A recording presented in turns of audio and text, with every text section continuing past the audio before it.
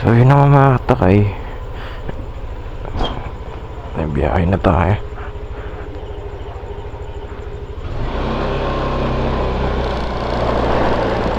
Ako nakapansin nyo, medyo parang dragging. Hindi ko pa kasi napapalitan yung ano ko eh,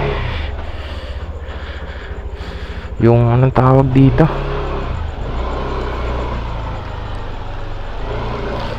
clutch lining.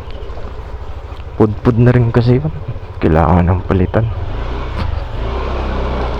Baka bukas ako maglinis ng panggilid. So 11 na ako lumabas, kakatila lang ng ulan sa amin. Naka-auto accept na ako. In-auto accept ko na yan. So may dumating pala mga katakay, dumating yung shock natin na race power. So marami salamat sa race power. Grabe yung ano na yun, no? Ito, grabe yung bounce ng race power. Tangina, ang saya-saya, ang sarap ng kopi ko.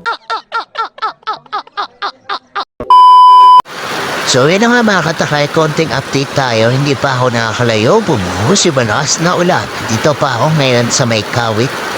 Napakalakas ng ulan.